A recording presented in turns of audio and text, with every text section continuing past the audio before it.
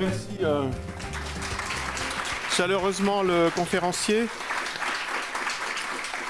Alors, on le laisse se reposer pendant 2 minutes pour les personnes qui viendraient pour la première fois. Je vais quand même faire le petit topo habituel sur l'association.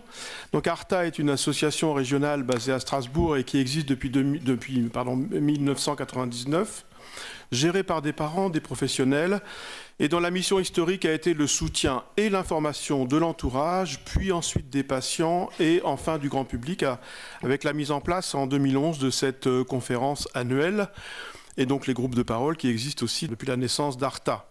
Et on a donc un site internet qui se veut le plus complet possible, qui relaie un certain nombre d'informations et les conférences qui sont mises en ligne plus ou moins rapidement.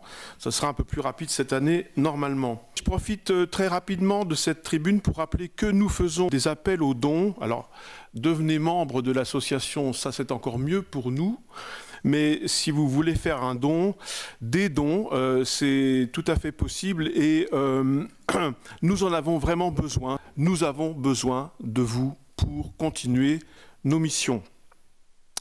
Donc c'est une grand-messe annuelle, on l'a dit et redit, on ne va pas faire la quête, mais juste comme ça, si chacun d'entre vous donne 10 ou 20 euros ce soir, hein, on peut financer un groupe pour 1 an. Voyez? Donc vous rentrez chez vous, avant d'aller sur les réseaux sociaux, faites un petit détour par ARTA et cliquez sur la page financement pour nous donner 10 ou 20 euros. Et effectivement, on pourra continuer nos missions. Voilà, je pense que c'est intéressant de le faire ce soir parce que souvent la nuit passe et porte mauvais conseil sur les élans de la veille.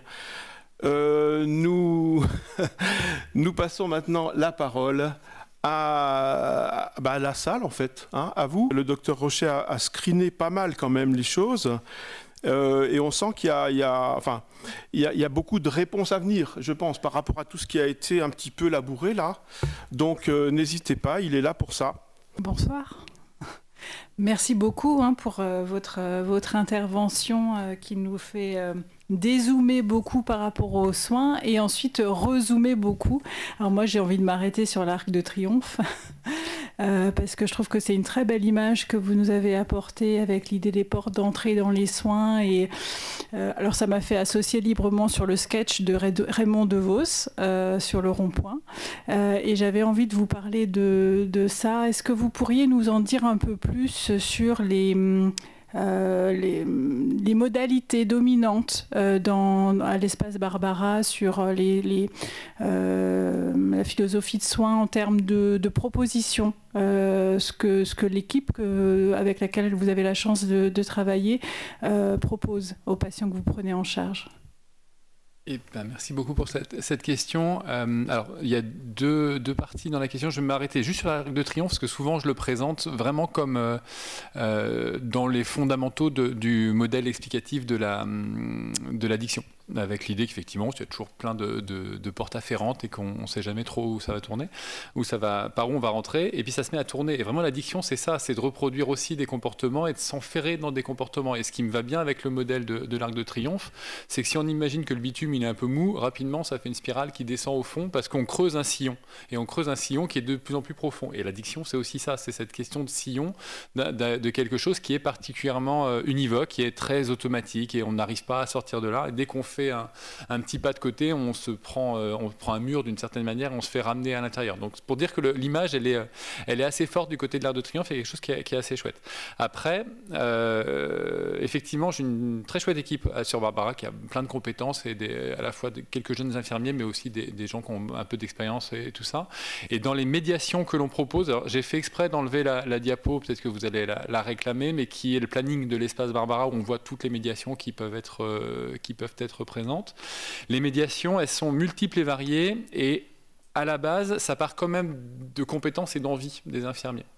C'est-à-dire qu'on ne va pas imposer un modèle, de toute façon, de trucs sur lesquels on ne serait pas formé, ça ne peut pas marcher, c'est pas possible. Mais on sait aussi que c'est une prise en charge qui nécessite qu'individuellement les les infirmiers s'impliquent, comme je vous disais un petit peu sur un modèle de case manager, et être vraiment accroché aux patients et proche de ceux-ci. Et du coup, la contrepartie, c'est aussi qu'ils puissent utiliser des outils qui leur conviennent. Alors, quand tu parlais des jolies photos, c'est rigolo, c'est un infirmier qui est à la retraite depuis, que j'ai croisé avant-hier sur les bords de l'eau. Il se baladait avec son chien, j'avais pas vu depuis sa retraite. Et clairement, c'est lui qui avait un talent artistique et qui était en capacité de faire un petit défilé, des photos qui étaient un peu esthétisées aussi des patientes. Alors, on savait bien, c'était pour narcissiser tout ça. En même temps, esthétiser la maigreur, oui et non, quoi. Il y a aussi une facette qui peut être un petit peu dangereuse à ça. Et je pense que tout outil a justement sa face positive et sa face négative. Donc, c'est pour dire qu'on part des envies des infirmiers. Et je vais vous décrire les différents types d'ateliers derrière. Mais il y a quand même un niveau de régulation qui va être du coup incarné par le cadre et le médecin responsable, le psycho des fois, ça dépend. Il y a eu différents modèles institutionnels pour faire la régulation de l'espace, mais où on va dire oui ou non, ou en tout cas on va amener au débat et rediriger ou réorienter des choses. Et en fait, ce débat un peu de ligne éditoriale, il a lieu tous les ans sur des grandes réunions qui sont une réunion de bilan de fin d'année, une réunion de perspective où on voit l'année d'après. On fonctionne sur une année scolaire, hein, donc on s'arrête en juillet, fin juillet, puis on rouvre en septembre. Et où du coup on se dit mais cette année on n'a pas eu assez d'ateliers créatifs, cette année on n'a pas eu assez de corporel, là on a bouffé du corporel, on a plein, on en a trop, il faut en enlever, il faut qu'on mette plus d'émotionnel, il faut qu'on fasse plus ceci ou cela. Et ce qui fait qu'on arrive à terme, et c'est là où j'aurais dû vous amener quand même la photo, mais tant pis, on arrive à 16 ou 17 ateliers différents positionnés sur la semaine. En fait, sur tous les créneaux, on a 2 ou 3 ateliers qui sont animés de front. Et tous les créneaux, c'est pas le lundi matin parce qu'il y a de la réunion institutionnelle, pas le jeudi après-midi, il y a de la réunion clinique, et pas le mardi après-midi, c'est plus les familles et la thérapie familiale. Donc tous les autres créneaux, il y a 2 à 3 médiations qui tournent de front, d'une certaine manière, et avec des médiations qui vont être tant d'un point de vue relationnel, et du coup on a un jeu de rôle qui pourrait s'appeler psychodrame, mais chez nous il s'appelle le jeu de rôle. On a des activités qui sont sur l'estime de soi et l'affirmation par rapport aux autres. Le blog, on le met dans le relationnel parce que c'est aussi adopter un schéma, le présenter aux autres et décider et faire ça. On avait un atelier d'écriture que l'on n'a plus, là c'était un financement ponctuel. Donc ça c'était plutôt pour les aspects relationnels. Après on a des aspects créatifs, on a fait de la couture, on a fait du modelage avec l'infirmier suscité. Voilà, on a fait un petit peu de jardinage à un moment. Donc voilà, des activités plutôt de cet ordre-là. On a fait des activités plutôt émotionnelles, voilà, qui sont sur l'estime de soi, là aussi, sur le regard et comment on regarde son corps dans le miroir. Et rapidement, il y a beaucoup d'émotions qui peuvent être proposées. Des activités purement corporelles, sophrologie, relax, on a fait pas mal. Là, on a fait un cycle boxe parce qu'on avait la chance d'avoir un budget aussi avec la Fédération française de boxe qui avait accepté de donner un peu de sous. Donc, on était aussi sur du dynamique. Là, on a une activité où on va marcher un peu à l'extérieur avec les patients tout en de l'hyperactivité. Voilà, on a ça. Qu'est-ce qu'on a d'autre que je n'ai pas cité? Les corporels, la couture, je crois que je vous l'ai dit tout à l'heure, qui est à la fois corporel et créatif. Voilà. Donc en fait, on a vraiment un nombre d'ateliers qui sont variables, qui globalement, il y en a bien 60-70% qui restent stables d'une année sur l'autre. Et puis après, on fait tourner les activités en fonction, là aussi, du budget qu'on peut avoir ou pas, de faire intervenir. Cette année, on a des danseurs qui sont venus sur une association. C'est une patiente qui faisait de la danse dans une association, qui a dit mes profs, ils aimeraient bien venir, en plus ils sont bénévoles. Ça m'intéresse.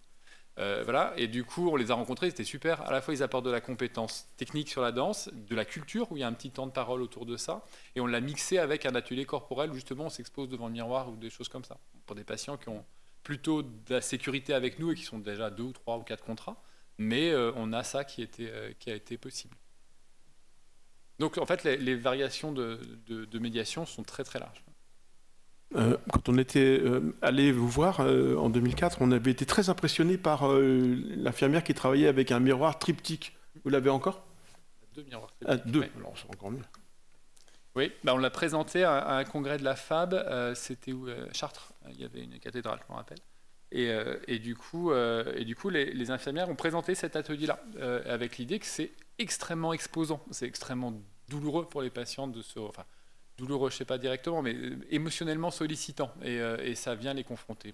Ça me leur dit morphophobie, il y a tout un tas d'images et d'estime de soi qui sont difficiles, mais parce que la sécurité a été posée avant, elles s'engagent là-dedans, et elles savent globalement où elles s'engagent, parce que d'une infirmière a pu leur raconter en amont s'ils souhaitent choisir ce qui s'y passera. Et surtout, le discours des patients entre elles sur les temps informels, avant, après le repas, fait que généralement se raconte un petit peu l'ambiance et la manière de penser ou d'appréhender tel ou tel atelier. Bonjour, merci pour l'intervention. Je me demandais juste, puisque vous évoquiez le fait que les personnes peuvent être accueillies de 15 ans, 3 mois à 35 ans, ça veut dire que les ateliers sont proposés de manière conjointe pour les jeunes gens et les adultes, ou il y a des prises en charge spécifiques Non, complètement conjointe. On n'a pas d'atelier qui est spécifique mineur et majeur. C'est complètement soudé chez nous. Par contre, ça me renvoie au fait qu'on a des ateliers débutants, et plus souvent plus jeunes, et des ateliers patients plus expérimentés, qui ont déjà acquis et organisé pas mal de choses dans d'autres espaces de soins ou avec nous. Donc ça, c'est quelque chose qui est possible. Et l'atelier miroir dont Pascal parlait a été, regard et image de soi, c'est sa dénomination, a été un atelier qui a été que filles pendant longtemps et qu'on a ouvert aux garçons cette année. Et ça se passe bien. On a une activité, un groupe de parole vie affective et sexuelle qu'on a ouvert cette année, que l'on n'avait pas sous ce nom-là jusqu'à présent, et qu'on a plus affirmé comme une thématique importante à partager cette année, et on l'a ouvert mixte aussi, et aux mineurs aussi. Parce qu'on considère que 15 ans et demi, on est dans une tranche d'âge qui permet d'aborder ces sujets-là, et de les avoir, avec la délimitation 18 ans est pour le coup artificielle sur ce que l'on en fait. Par contre, la modalité d'accompagnement des patients mineurs et majeurs auprès de leurs parents et de comment on organise les choses avec eux a des petites subtilités. Globalement, quand tu as évoqué les perspectives addictologiques, avec, en retenant le temps long, la géométrie variable, la perte de contrôle, je trouve que c'est intéressant parce que ça fait la question de la perte de contrôle par rapport à l'anorexie mentale. C'est un des points de résistance logique. Mais comment ça peut être une addiction ? Il n'y a pas du tout de perte de contrôle, c'est même exactement le contraire, un excès de contrôle. Alors, comment vous abordez ça pour intégrer ou permettre de concevoir ou de conceptualiser l'anorexie mentale comme une addiction, finalement ? Je vais répéter ce que Vénice a dit il y a 6 ans ici ou 7 ans. Déjà, le truc basique, c'est qu'anorexie et boulimie, c'est 2 facettes d'une même maladie, et que la boulimie étant tellement addictive de comportement et d'expression comportementale, que l'anorexie qui était présente ou qui a un retour post-boulimie doit bien faire partie à peu près de la même problématique. Donc ça, c'est une réponse, mais qui n'est pas très satisfaisante cliniquement parlant, si ce n'est qu'on va repasser vers autre chose.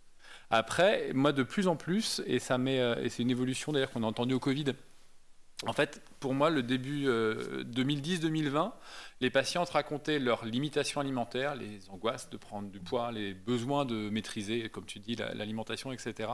Et après, il y avait un peu d'hyperactivité physique parce que ça permettait de casser encore plus la courbe de poids et de perdre plus de poids. Et je trouve que depuis les années Covid, là, on a une inversion symptomatologique avec une nette majoration des difficultés corporelle et d'hyperactivité physique, de patients qui décrivent qu'elles sont d'abord rentrées là-dedans et qu'elles ont fait du sport et que ça s'est emballé, et la perte de contrôle, elle est évidente de ce côté-là. C'est-à-dire que quand on les entend, elles disent bah oui, j'ai commencé à faire un footing et puis j'ai vu que j'avais un bout de centimètre en moins ou un bout de gramme en moins ou de kilos en moins. Et puis, il y a eu besoin de continuer, d'organiser les choses encore plus fortement de ce côté-là. Et après, je me suis dit, tiens, si j'arrêtais de manger, peut-être que je perdrais encore plus vite dans la dynamique de maladie. C'est la maladie qui part. Mais il y a quelque chose que moi, j'ai entendu vraiment s'inverser sur ces années-là, qui est une valence un petit peu différente. Et dans la perte de contrôle de l'activité physique, je trouve qu'il y a quelque chose là qui est addictif. Parce que c'est jamais assez. Je n'aurai aucune limite à ça. Et là, j'ai une patiente actuellement qui est... je ne sais pas si c'est l'archétype de la dictologie, mais en tout cas, dans le discours, c'est... mais moi, je suis arrivé à 33 kilos, mais mon but, c'est 28. Et puis même 28, c'est pour vous faire plaisir, je veux faire 20 kilos. Je veux descendre et descendre et descendre et descendre. Et il n'y a aucune limite à ce puits-là. Et quitte à ce que je meure, mais je ne veux pas ça. Mais peut-être ça peut arriver. C'est un truc très désaffecté. Mais le fait est que la perte de poids est sans limite, quoi. Je m'adonne à faire tout ce que je peux pour insister sur cette perte de contrôle de la limite inférieure. Donc effectivement, on retombe sur nos pieds, comme le petit chat de ChatGPT. Et alors, que signifie pour vous justement descendre et descendre en parlant justement de sujet anorexique et justement de position anorexique.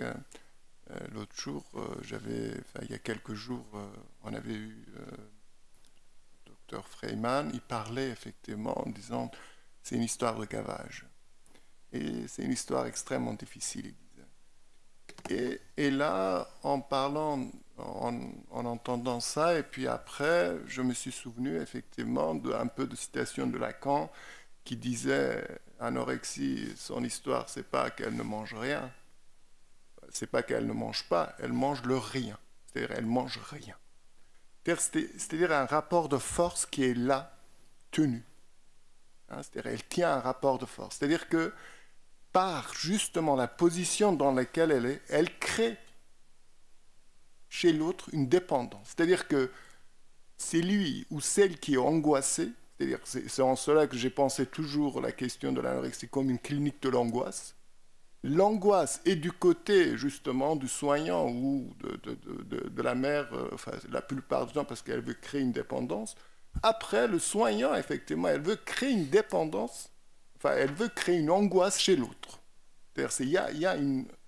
Et la plupart du temps, la sortie de l'anorexie, de ce que j'ai pu, enfin en tout cas, à moins que je me trompe, Pascal, ou vous pouvez peut-être en dire, quand l'angoisse passe quand l'angoisse change de place, c'est-à-dire quand le sujet est pris un peu dans quelques angoisses, qu'elle commence à parler, ou qu'elle commence à manger, ou qu'elle commence à effectivement tout ça. Et donc, justement, parce que quand vous disiez, vous parlez d'une jeune fille, effectivement, qu'elle veut descendre, elle veut descendre, elle veut descendre, c'est à cela que j'ai pensé. C'est-à-dire, c'est vraiment comme s'il n'y a pas, effectivement, donc elle n'a pas cette angoisse-là, mais elle crée l'angoisse chez vous, quoi. Clinique de l'angoisse, oui, sûrement. Je ne sais pas comment répondre à ça, parce que l'angoisse envahit tout, et c'est un symptôme, je veux dire, psychique trop vaste pour pouvoir le cerner là. Par contre, ce que ça me renvoie, et quand vous dites ça, je vous suis, c'est... je veux dire, attrape-moi si tu peux. C'est-à-dire que c'est pour moi une clinique plus de la compétition et du rapport de force à l'autre. Il y a effectivement quelque chose qui me semble qui moi me parle plus là-dessus que sur l'angoisse, qui de toute façon va transpirer. Pour cette patiente-là, je l'ai citée parce qu'elle fait partie des quelques patients qui ne rentrent pas assez facilement dans une espèce de cadre soignant très bienveillant, très humaniste, où on sait qu'on a un outil qui est plutôt sympa, et du coup, il y a plein de patients qui se laissent faire d'une certaine manière et qui acceptent le soin, et on a une alliance de bonne qualité. Et 80% des patients, je veux dire, l'alliance, c'est gagné. C'est assez facile, et après, on verra comment on va aménager tout ça et comment on va organiser les choses. Mais il y a quelques patients qui ne rentrent pas. Ceux qui ne rentrent pas, loin de nos yeux, et du coup, on a une clinique probablement de la contrainte à penser. Est-ce qu'on va les chercher ou pas? Et là, c'est une vraie question. Et puis ceux qui sont sous nos yeux, comme cette jeune fille que je vous citais là, qui globalement ne fuit pas les consultes, elle vient gentiment parce que ses parents l'amènent, et qui vient nous montrer à quel point on est médicalement impuissant, et je pense qu'on est nous la seconde roue du carrosse, la première étant les parents. Bien évidemment, c'est les parents qui sont convoqués à cette place-là de je souhaite détruire le corps que tu m'as donné, comment tu vas réagir par rapport à ça? De toute façon, tu ne pourras pas me contraindre, effectivement. Mais je pense que les parents sont pas armés ou pas en position de s'affronter cette situation-là. Je crois que c'est un moment complètement dépassé, trop douloureux pour eux. Et c'est pour ça que je pense que c'est au corps médical d'assumer cette responsabilité et que je n'ai pas trop de difficulté à parler de soins sous contrainte dans l'anorexie mentale. En tout cas, on va rapidement rentrer dans ces discussions-là. Après, on ne doit surtout pas y aller sans aucun garde-fou et sans peser le pour et le contre de ces situations-là. Mais là, la jeune fille, en l'occurrence, elle était mineure. La question de la décision de comment on va organiser le soin pour elle a été d'avoir travaillé en pédiatrie avant nous, parce que nous, on est arrivé après les collègues pédiatres, mais ça fait bien longtemps qu'ils avaient poussé à mettre un tuyau. Je vais rajouter aussi, parce qu'il y a quand même, c'est-à-dire que en vous entendant, j'avais l'impression qu'il n'y a que comme ça, comme une dimension médicale, purement médicale, quoi, la biologique de la chose. Mais alors que chez ces sujets-là, il y a quand même une histoire, et dans l'histoire, plein d'histoires. C'est-à-dire c'est vraiment, depuis l'enfance, c'est-à-dire il y a une dimension psychique, parce que donc c'est quoi? C'est-à-dire le sujet anorexique, donc il y a une désorganisation effectivement somatique, mais il y a surtout aussi une désorganisation psychique, un enfermement psychique dans lequel aussi et voilà. Oui, je n'ai peut-être pas assez insisté là-dessus. Je vais revenir à Venise une troisième fois. On avait écrit un article qui du coup était pour vocation de paraître dans une revue plutôt médicale de sciences nutritionnelles, d'endocrinologie et tout ça. Et j'avais une introduction qui était l'anorexie, une maladie psychique, je vous suis plutôt de ce côté-là, avec des expressions et des complications sométiques. C'est lui qui est venu me taper sur les doigts en disant « mais t'en sais rien, la question du primat du psychisme sur le soma dans l'anorexie mentale, on n'en sait rien. » Chacun peut avoir ses convictions. Moi, j'ai plutôt retenu de cette leçon-là de... Bah oui, je sais pas. Et effectivement, il y a plusieurs portes à l'entrée de l'arc de la place de l'Étoile à penser. Des fois, c'est psy, des fois, c'est très soma, des fois, c'est ceci ou cela. Le psy, c'est là où je corrige, parce que je n'ai pas assez insisté sur le côté psychologique ou psychothérapeutique ou compréhension de la symptomatologie et de comment les choses s'organisent pour le patient. Mais le psy fait bien évidemment partie des premiers soins à penser. Mais là, en l'occurrence, je pense à cette jeune fille. Ça faisait à peu près 6 mois qu'elle voyait un psychiatre et psychologue, Joy Beard de bonne qualité, bien sous tout rapport, pour lequel il se passait strictement rien et on était quand même, malgré toute cette bienveillance et cet accompagnement, débordé, et c'est très souvent le cas dans l'anorexie mentale quand même, que toute la théorisation et la compréhension et la réalité psychique qui explique des phénomènes n'est pas à ce moment-là de la maladie accessible à la psychothérapie. En tout cas, la psychothérapie, pour moi, doit se mettre en place, bien évidemment, mais on ne peut pas en attendre des miracles parce qu'à mon avis, c'est inaudible par une partie du psyché du patient. Et du coup, on est à ouvrir quelque chose dans une position d'attente pour qu'à un moment où les choses seront un petit peu plus libérées et ouvertes de la part du patient, il y ait des rebonds qui soient possibles. Mais c'est quand même très très fréquent qu'on soit encore dans des situations où la situation se dégrade, quoi. Et là, il faut, et c'est là où je positionne le médical, il faut assumer certaines responsabilités quand on voit que la situation continue, malgré des soins psy bien conduits, à se dégrader. Alors, je continue sur le sujet. Je suis psychologue à l'hôpital de Colmar. Oui, je suis d'accord avec vous que pour un certain nombre de patients, le travail va pouvoir se faire individuellement. Mais ma question, c'était, parce que vous avez déplié toute la structure de l'organisation et comme elle était pensée, mais peut-être c'était plus difficile de se représenter, j'ai insisté sur la question psychique, c'est-à-dire comment aussi se travaille dans le collectif, avec plein d'emboîtements différents, cette dimension psychique, et alors pour rejoindre ce que disait mon collègue, aussi celle de l'angoisse et de ses effets sur les professionnels et la famille évidemment. Alors complètement. Du coup, dans le dispositif que l'on peut avoir, si je parle hôpital de jour pour prendre vraiment le typique d'une situation un peu sévère, je pense avoir insisté, je le redis, l'hôpital de jour ne vient de toute façon qu'en seconde ligne d'une prise en charge normalement bien entamée et structurée avec le réseau des collègues libéraux qui sont dans le coin. Un médecin traitant qui est censé être là, un psychologue, le plus souvent, psychiatre libéral c'est très rare, mais psychologue c'est assez régulier, et souvent un ou une diète qui est présente. Du coup, on est déjà à organiser quelque chose de complémentaire. Là, il y a du soin, on va dire, de réseau qui va s'organiser, c'est-à-dire que la patiente va pouvoir nous livrer ou projeter sur nous, ou donner des informations des fois complémentaires et différentes. Et ça va être du boulot d'organisation et de concertation qui permettront de faire circuiter tant de jeux de clivage, de fonctionnement différencié, d'affiliation particulière avec tel ou tel interlocuteur, d'infos données, de compétences que l'on a plus ou moins les uns les autres, etc. Donc ça se met normalement à circuiter, ça c'est ce qui va se passer dans l'organisation libérale. Enfin, avec le tissu libéral, en sachant que sur notre structure, c'est un choix qu'on a fait, mais il y a bien longtemps, et c'était même avant moi, on ne fait pas de psychothérapie à l'intérieur des murs. C'est-à-dire que les psychos qui sont là sont utilisés, embauchés, utilisés à faire des médiations. Différentes des infirmiers, mais je veux dire comme les infirmiers en termes de structuration et de place, et ils ne sont pas référents des patients. Avant, il y avait une psycho qui était à la même place de référence médicale, en tout cas de référence clinique auprès des patients. Là, elle n'y est plus. Mais voilà. Et du coup, la psychothérapie en tant que telle est organisée auprès de l'extérieur. On fait des psychothérapies avec une psychologue effectivement à l'intérieur des murs en thérapie familiale, mais on est vraiment sur quelque chose d'organisé. Et voilà. Et après, les aspects relationnels psychiques qui sont présents pour les patients sont essentiellement projetés sur les infirmiers qui voient les patients en individuel. Là, il y a énormément de matériel et de compréhension, puis ils ont un certain background, donc il y a plein d'informations qui passent de ce côté-là. C'est mis en synthèse avec l'équipe infirmière parce qu'on a une réunion clinique toutes les semaines qui permet de passer, de discuter les situations. Et donc, bien évidemment, que des infirmiers qui voient passer des informations sous une médiation, les rapportent et les mettent au pot commun de la compréhension et de l'établissement. Le médecin référent a pour objectif de faire cette synthèse d'une certaine manière, pour mission de faire cette synthèse, de rassembler un peu tout ça et de les rediscuter avec le patient au fur et à mesure des moments où il revoit le patient. Donc comme les contrats font 3 mois, on les voit au début, au milieu, à la fin. Et donc au fur et à mesure de ces échanges-là qui sont toujours avec le patient, l'infirmier et le médecin, on fait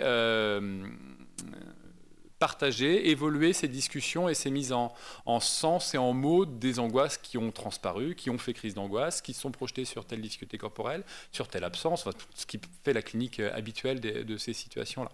Et quand, en fait, c'est que dans les situations difficiles, quand on sent que c'est complexe, effectivement, on décroche notre téléphone ou un courrier, un mail, ou on organise une synthèse pour aller chercher de l'information en plus, effectivement, avec les psychologues de ville. Je ne sais pas si ça répond à la question de comment passent les infos psychiques que les patients nous livrent ou comment sont les frontières d'infos qui sont transférées. Je pense que l'angoisse, je suis d'accord avec vous, c'est corporel.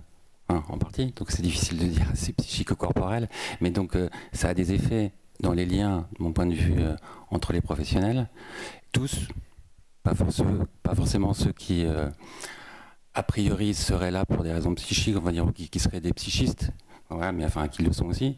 Mais donc, voilà, c'était ça, en fait, la question, c'était plutôt sur la transformation, enfin, en fait, c'est la question de la transformation, et comment le modèle aussi est construit, alors ça c'est mon modèle aussi, hein, c'est pour ça que je dis comme ça, pour favoriser d'une certaine manière la transformation aussi de l'angoisse, et pas que de l'angoisse évidemment. Alors, nombre de tentatives de suicide, je vais partir par là. Oui et non, enfin, j'allais dire c'est aussi une manifestation d'angoisse ou d'un mal-être psychique qui est intense, donc moins il y en aura, bien évidemment, mieux ce sera. Après, la tentative de suicide ne fait pas partie des critères officiels de l'anorexie mentale, même si c'est malheureusement très souvent associé, trop souvent associé, et que voilà, on va suivre et on va accompagner ces mouvements-là. Mais les critères, en fait, on va retomber sur les critères de la maladie, c'est-à-dire qu'une maladie anorexie mentale se décrit par un sous-poids, donc il faut que le poids, si on veut récupérer dans une phase de guérison, il soit récupéré, effectivement, retrouver une certaine normale, que la patiente soit confort avec son corps et que ce soit pas dans une illusion ou une illusion que ça ira mieux si elle perd du poids ou une forte angoisse mobilisée si elle est dans la nécessité de reprendre du poids ou avec un poids qui serait normal et mal vécu comme tel, et avec une alimentation qui va être normalisée, variée en quantité, en qualité. Là, ça, c'est les critères de l'anorexie mentale. Les critères de la guérison, c'est ceux-là en positif, quoi. Donc les critères existent, bien évidemment. C'est les critères, j'allais dire, les plus basiques. Après, il y a des choses qui peuvent se décliner, qui peuvent être un petit peu plus pointues que ça. Mais sur des critères d'évolution de maladie au long cours et de pronostic évolutif de la maladie, on va retomber sur cela. Enfin, ça s'est dit, hein, moi je l'ai quand même vécu aussi en tant qu'interne, enfin externe déjà, et puis interne un petit peu après, donc il y a 15-20 ans. En sortie d'hospitalisation à Salomé, les sorties d'hospice se faisaient à 12-13 d'IMC, allez 13-14. Non mais elle va vachement mieux. Ouais.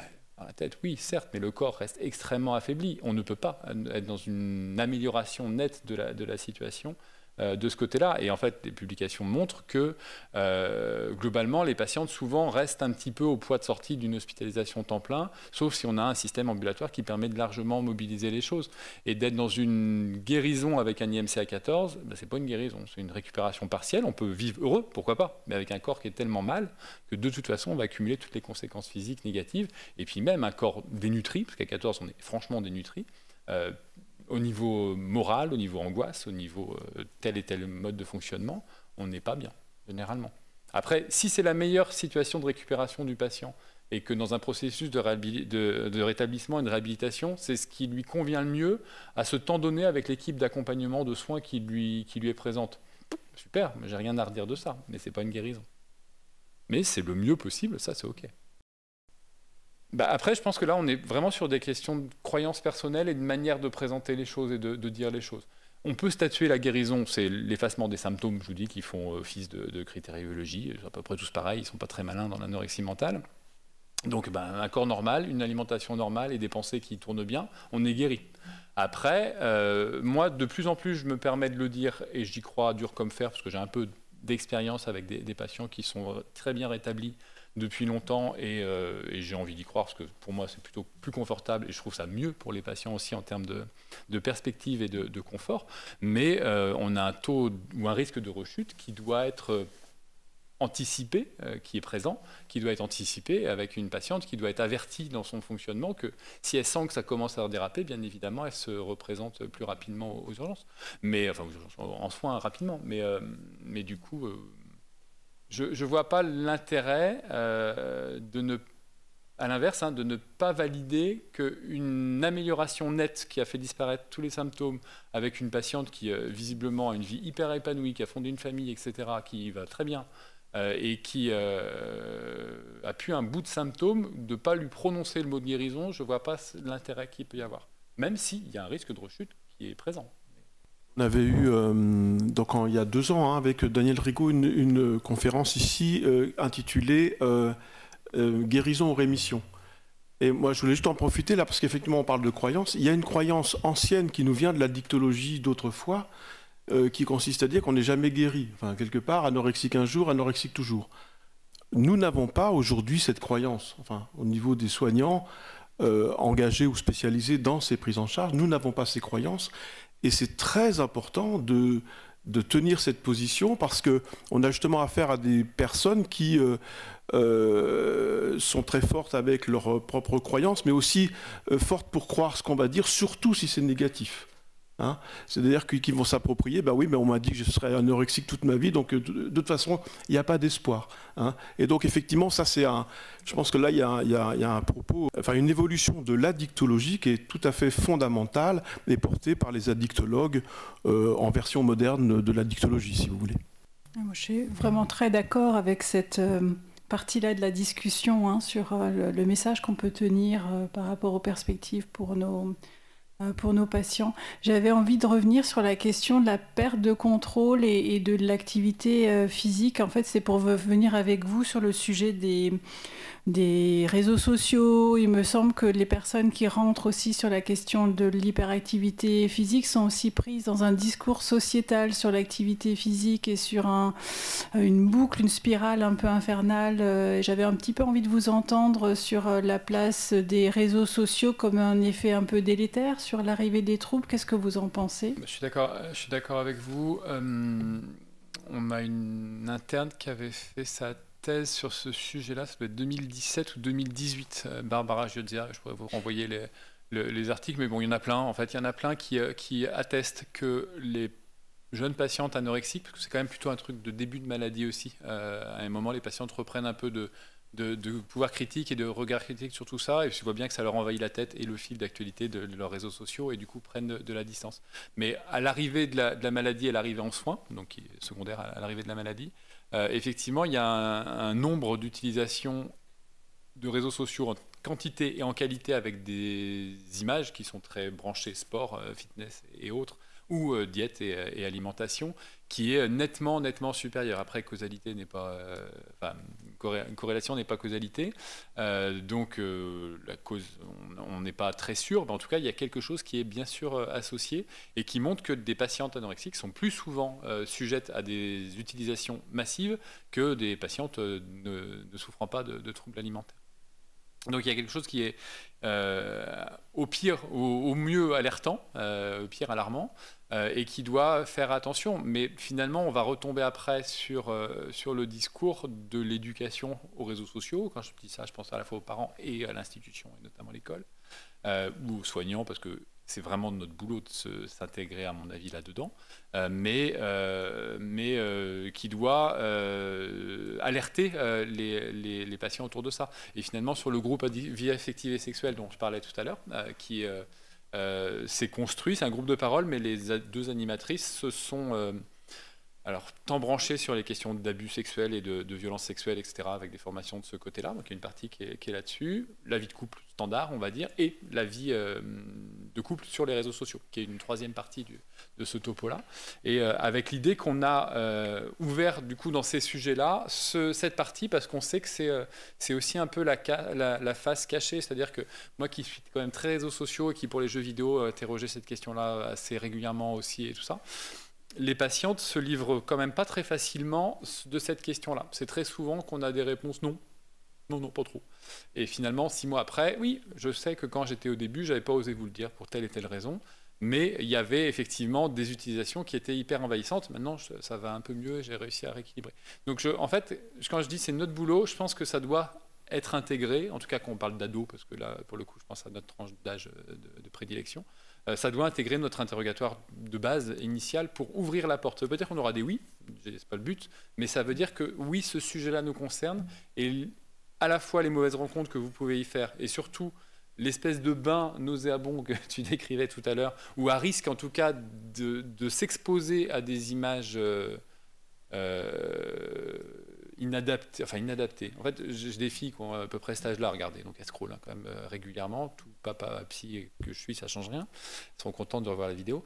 Mais du coup, ce qui est assez hallucinant, c'est quand elles scrollent des sites de mode, ce qui est quand même l'activité principale qu'elles peuvent avoir à certains moments, on voit passer des corps tous totalement fake et retouchés à coup de je ne sais quel logiciel.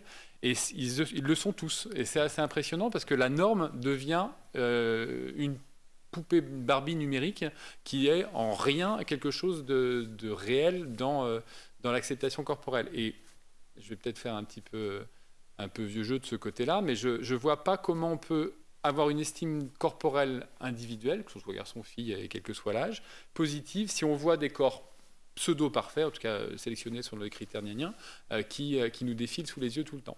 Et là, je pense qu'il y a possibilité d'intoxication, et je pense qu'il faut, à mon avis, faire attention.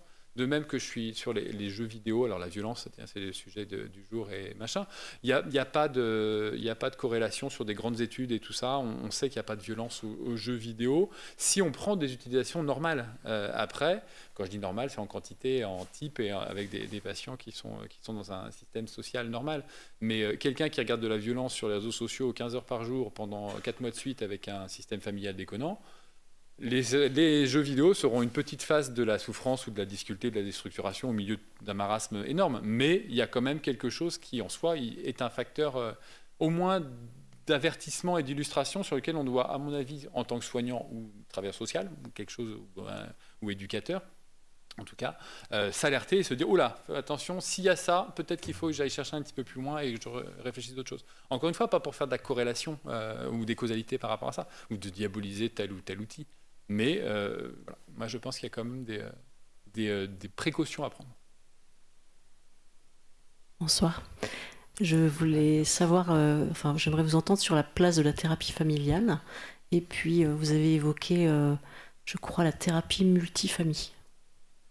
Oui, j'allais vous faire de toute façon sur la thérapie familiale un petit panel des actions famille qu'on peut avoir sur le service, parce qu'elle rappelait ça aussi, on a un service qui s'est formé à la thérapie familiale en 2 vagues. Il y en a une en 2000 et une en 2010. Moi, j'ai fait partie de la vague de 2010, donc je suis thérapeute familial sur cette vague-là.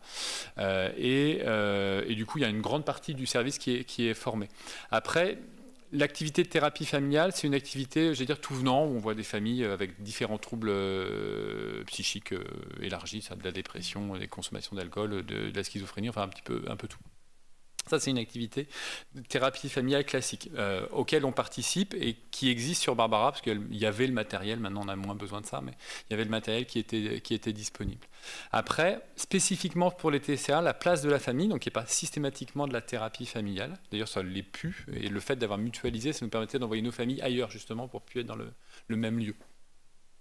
Mais les activités famille autour de l'espace Barbara, en fait, déjà on voit systématiquement les familles dans les premiers rendez-vous avec les patients, majeurs ou mineurs, en tout cas on le propose, et on peut même être insistant, après ça dépend de chaque thérapeute, etc., ça dépend de la position et de la situation du patient et de la famille.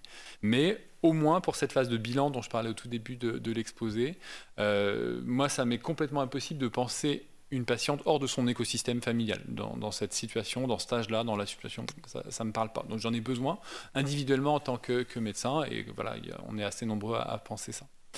Après, Vénice avait poussé dans ce sens-là. Après, pareil, il y a des hospitalisations de bilan qui peuvent exister. La famille est forcément reçue sur ce temps-là, majeur ou mineur. Donc, il y a ces possibilités d'accueillir à la fois au tout début et puis dans les entretiens qui scandent la prise en charge, qui va durer des années. Bon, on voit 3-4 fois la famille, enfin, ça dépend des moments, pour un point médical et recueillir un peu leur avis. Mais vu le peu de fréquence, on n'a pas le temps de travailler psychothérapeutiquement des situations. Par contre, dans les entretiens d'accueil au tout début, enfin avant les entretiens d'accueil, il y a un groupe famille qui existe et qui est un groupe d'information où il y a un petit film qui est projeté et puis un médecin, un infirmier qui discute, qui donne des informations sur les prises en charge et sur la manière de conceptualiser les troubles, d'organiser les soins et tout ça. Et ça, il y a une fois sur deux, c'est pour les patients, une fois sur deux, c'est pour les familles. Et quand c'est pour les familles, ils se retrouvent à 3, 4, 10 familles, 15, 20 personnes, des fois il y a un petit peu de monde. Et c'est déjà une approche où on passe le message que les parents sont les bienvenus, mine de rien, c'est pas partout le cas. Et on commence à mettre les patients à causer entre eux et les familles à causer entre elles aussi, même si on n'est pas dans le structuré, on est vraiment dans l'entretien d'information d'accueil. Mais là, il y a quelque chose qui est possible. Après, il y a une autre modalité qui existe, c'est pour les patients d'hôpital de jour, on a essayé de se centrer sur ce public-là. Eva, une psychologue dont je vous parlais tout à l'heure, qui propose des entretiens familiaux, elle les fait seule.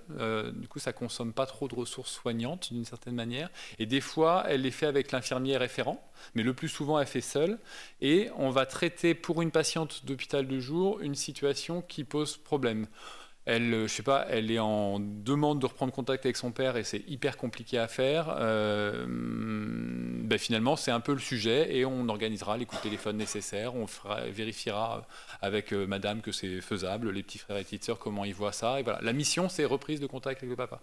L'autre mission, ça pouvait être j'ai des fortes tensions avec mes parents sur ceci ou cela. Il faut qu'on puisse en causer. Ou je viens d'apprendre que mon grand-père était un abuseur, machin. Il faut qu'on puisse en causer. Donc il y a des sujets qui sont assez restreints. On n'est pas dans la grande thérapie où on part dans des trucs qui sont complètement bloqués, mais on sait qu'on va partir sur un à-coup de prise en charge famille autour d'une patiente de l'hôpital de jour. Et Eva voit les familles sur quelques séances et puis nous fait un bout de restitution sur la réunion clinique et on rediscute de ces choses-là. Les patients repartagent ça avec nous. Donc ça, c'est l'aspect. Donc on peut faire des thérapies familiales, mais disjointes. Du coup, c'est d'autres équipes, une autre équipe du CHU qui va s'en occuper. Et puis après, c'est la thérapie multifamiliale. Alors, thérapie multifamiliale, c'est un autre modèle de soins, donc qui est importé d'Angleterre, du Maudsley notamment, qui est un modèle qui est extrêmement développé dans toute l'Europe du Nord. Ils font quasiment que ça en première ligne. Ils ont un peu laissé tomber les accueils individuels. Ils ne font pas d'hôpital de jour, ils ne font pas de ceci, cela. Ils font la thérapie multifamiliale avec des modèles qui sont préécrits, c'est des manuels qui sont organisés, qui permettent de mettre en lien 4-5 familles ensemble. Donc on prend une moyenne de famille de 4, ça fait rapidement 15-20 personnes. Et avec 2-3 thérapeutes qui accompagnent les familles sur des séquences qui durent souvent 2 à 3 mois. Et selon les modèles, une fois par semaine, une fois tous les 15 jours, les venues. Ce qui amène une mobilisation familiale extrêmement intense. Ça nécessite que monsieur, madame lâchent leur travail quand ils en ont un, ce qui est souvent le cas, que les petits frères, petites sœurs lâchent le collège, que les grands frères reviennent de la fac, etc. Il n'y a pas une obligation de présence. Quelqu'un qui est à l'autre bout de la France, il a fait ses études à Strasbourg, le grand frère, on ne lui demande pas de venir systématiquement. Mais il y a quand même un engagement familial qui est fort et les parents sont souvent pas loin et effectivement on leur demande de venir. Et après, les structures, les formules sont organisées, ou les sessions sont organisées autour du coup de temps d'accueil où chacun partage un peu son expérience, mais pas beaucoup. Il y a beaucoup d'expérientiel on va faire... alors là, le premier, on a fait une séquence là, parce que c'est moi qui fais cette fois-ci. On a fait un photolangage, un travail d'écriture et de synthèse d'un conte métaphorique pour les parents d'un côté, les enfants faisaient du dessin et la mise au commun s'est refaite après. Enfin, différentes modalités comme ça d'activités qui sont très très mobilisatrices émotionnellement parlant. Et en fait, au fur et à mesure que la séquence se tisse de séance en séance, les familles sont très en sécurité, enfin c'est ce qu'on a vécu sur les premières fois, se mettent vraiment en sécurité les unes avec les autres et se soutiennent très fortement, ce que l'on voit dans tout groupe de pairs où finalement les thérapeutes se retrouvent un petit peu oubliés à force, ils restent garants du cadre, mais quand ça fonctionne bien, effectivement, c'est les familles qui bossent entre elles toutes seules et là, pour le coup, on a plutôt vécu ça sur les premières sessions. Donc c'est un modèle qui est très, je pense, qui est très intéressant à avoir dans son arsenal. Malheureusement, il n'y en a pas beaucoup. Il y en a une, de ce que je sais, une à Paris, et puis nous qui nous sommes lancés là. Mais si Noël Pompuy le fait beaucoup sur une autre, donc il y en a 2 à Paris. Excusez-moi, je reviens sur le sujet des jeux vidéo, puisque en tant qu'étudiant en psychologie et aussi joueur de jeux vidéo personnellement, je voulais savoir dans ce type de service, à partir de quand est-ce qu'on peut considérer que la personne elle est addicte aux jeux vidéo et typiquement quel accompagnement on peut proposer dans ce type de service. Merci de faire cette petite digression par les jeux vidéo, qui est un sujet fétiche pour moi. Alors du coup, quand on considère, alors il y a la science, c'est un peu ce que posait comme question monsieur, les critères officiels qui ont été établis pour les jeux vidéo, et les critères de la CIM font à peu près référence désormais. Et puis après, il y a la clinique pure et dure, hein. C'est un patient qui souffre avec une famille qui se plaint, voilà, il a le droit de venir en soins. Je ne vais pas faire plus compliqué que ça. Ça nécessite au moins une évaluation, et puis après, selon cette évaluation, est-ce qu'il va effectivement matcher d'une certaine manière entre un patient demandeur ou une famille demandeuse et un soignant qui a telle ou telle activité à proposer, ou tel soin à proposer, du coup, on verra ce que l'on peut faire. En sachant que je n'ai pas beaucoup insisté sur les dimensions motivationnelles, mais typiquement, les joueurs de jeux vidéo ne sont pas des grands motivés généralement à venir sur du soin. Ils sont très malheureusement stigmatisés. Il y a plein de choses qui sont difficiles et ce n'est pas la même chose que d'aller 1 à 2 fois par semaine voir le psy pour une psychothérapie en bonne et due forme, que de dire écoute, moi ta situation elle est franchement inquiétante. De toute façon, je ne peux pas faire beaucoup plus et tu ne veux pas, mais au moins on se revoit tous les 3-4 mois pour faire un point de comment les choses évoluent. Au moins, on aura un œil sur ta situation, et puis quand on aura décidé, quand tu auras décidé, quand les choses seront OK pour toi, on verra pour trouver un collègue psy qui sera capable de te voir plus souvent. Et après, pour revenir sur les critères officiels, c'est plus d'1 an de pratique qui pose problème et qui fait souffrance. C'est des conséquences négatives qui sont avérées dans le champ de la vie sociale, individuelle et familiale. C'est une quantité de jeu qui n'est pas normée en heures, mais qui est intense, c'est marqué comme ça dans la classification, et qui a un impact négatif sur la situation du joueur. Il n'y a pas beaucoup plus de critères, enfin les critères sont un peu plus précis que ça, avec des formulations qui ont été cherchées, mais globalement c'est ça, et en fait, il n'y a pas photo pour les patients qui viennent en consulte, hein. Généralement, il y a quelques situations effectivement d'ados drainés par les parents parce qu'ils veulent lui faire porter le chapeau. On est sur des histoires de thérapie familiale et ça se voit vraiment bien. Il y a beaucoup de patients qui sont soit un peu autistes ou très autistes, qui n'ont pas été diagnostiqués, ou avec un TDAH qu'on n'a pas vu et qui doivent être en cours de diagnostic. Et la comorbidité fait partie des jeux vidéo très très souvent. Mais il y a aussi des patients avec 0 comorbidité, qui ont vraiment que ça, qui ont un engagement qui a été hyper fort parce que ça leur a plu, parce que la question du plaisir était vraiment importante, parce que du coup ça fait table rase de l'ensemble des champs d'intérêt qu'ils ont à l'extérieur, et puis ils ouvrent les yeux, ils éteignent leur écran 3 ans après, et il se passe rien, et ils sont vraiment enfermés dans une conduite qui leur pose souci. On est purement dans une addiction, on va dire, aux jeux vidéo stricts, et généralement les patients qu'on voit en soins chez nous, c'est plutôt cette frange-là, et c'est là où on essaie de se positionner, et on leur propose le même schéma de soins que les jeunes filles anorexiques. Enfin, ils sont sur le même hôpital de jour, et avec, pour le coup, ça a été vraiment institutionnellement intéressant de croiser des regards. Du coup, ça a mixé un peu la sexualité, enfin le sexe des patients qu'on accueillait, avec du coup des intérêts d'échange qui étaient vraiment, vraiment riches. Bon, comme il n'y a pas de questions, je reprends la parole. Je suis désolé. C'est parce que ça m'intéresse beaucoup. La question du plurifamilial, donc vous avez développé, et puis une nouvelle fois, en fait, la dimension familiale, vous l'ouvrez à plein de niveaux différents. Mais ma question, ça va plus être sur la question de la fratrie. Je pense qu'on a tendance un peu à sous-estimer aussi les effets sur la fratrie, et je voulais savoir ce qui ressortait un petit peu de votre travail. Alors, ce qui me vient en tête, c'est la dernière séance de thérapie multifamiliale la semaine dernière, avec un jeune frère qui a dit une phrase qui a été trigger pour tout le monde d'une certaine manière. Il a dit, mais tu sais, moi j'ai eu peur de te perdre ou un truc comme ça. Alors forcément, c'est des phrases très chargées émotionnellement, mais pour le coup, il a eu l'occasion de le dire. Il a eu un réceptacle relationnel dans cet espace-là qui a permis à la fois de le dire et d'être entendu et de visiblement faire écho chez pas mal de personnes. Donc, en fait, ce qui me vient en tête quand vous faites cette remarque-là, c'est que oui, clairement, la fratrie est un levier de changement pour un patient ou une patiente extrêmement important parce qu'il a un discours qui est beaucoup moins rabâché généralement que les parents et l'enfant atteint de maladie anorexique ou boulimique l'entend beaucoup mieux. Et donc ça peut être quelque chose d'intéressant pour essayer de mobiliser la situation. Et l'autre partie, mais vous l'avez cité spontanément, c'est qu'ils sont complètement oubliés et c'est extrêmement difficile de leur proposer un réceptacle de soins. On avait essayé avec Eva, la psychologue dont je parlais tout à l'heure, mais ça n'a pas remarché. On avait essayé plus longtemps avant de créer un groupe fratrie, et pourtant en ouvrant large avec l'équipe de pédiatrie, avec plein de monde. Et en fait, les faire venir sur un espace de groupe spécifique et leur faire manquer le collège, le lycée, je sais pas, c'est la galère. Et on n'a jamais réussi à les faire venir dans une masse critique pour que justement ils se retrouvent et se repèrent les uns avec les autres.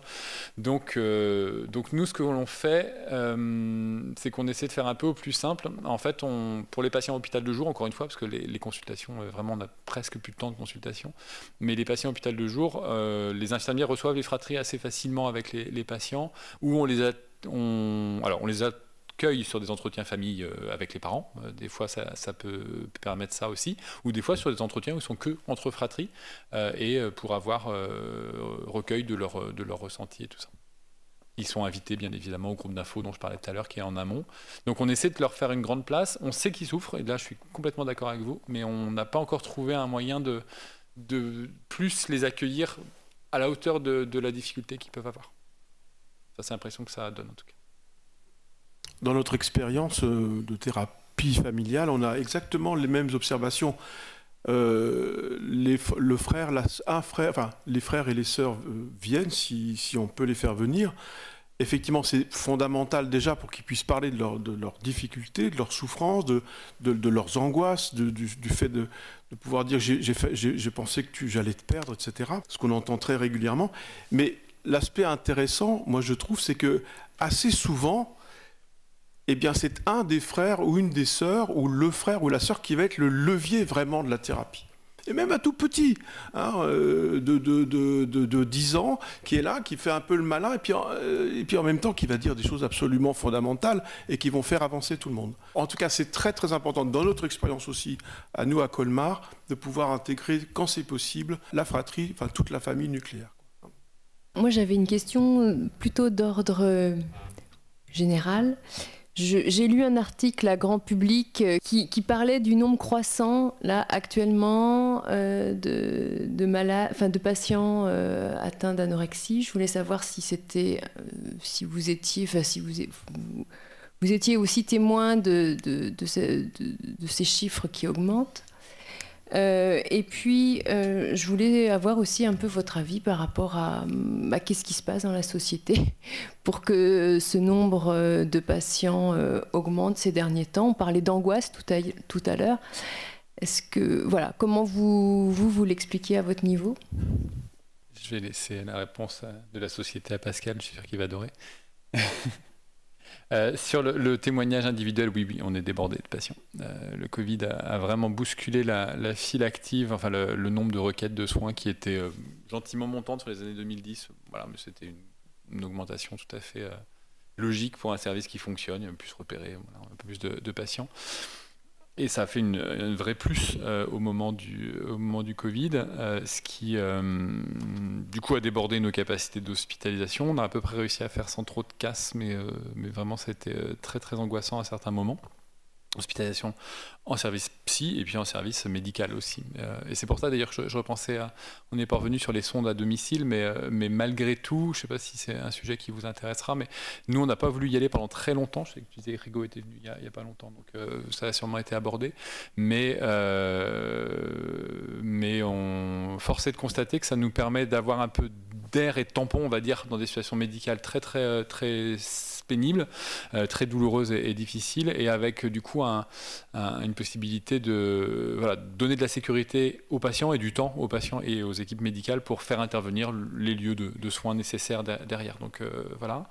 Donc ça a été une adaptation qui a pu permettre de juguler un peu ça. Mais les consultations, c'est la misère parce que moi, je suis passé de consultations tous les mois et demi de base, comme un peu tout le monde, souvent à tous les 4 mois, 5 mois actuellement, et on est complètement effondré sous les consultes. Donc on a fait le choix de préserver l'hôpital de jour et les hospices. Donc eux, ils tournent avec des fréquences de présence médicale, de nombre de consultations qui sont garanties d'une certaine manière, mais c'est au détriment de la consulte simple, qui se reporte sur la ville. C'est pas un drame tant qu'on a un réseau libéral notamment qui fonctionne.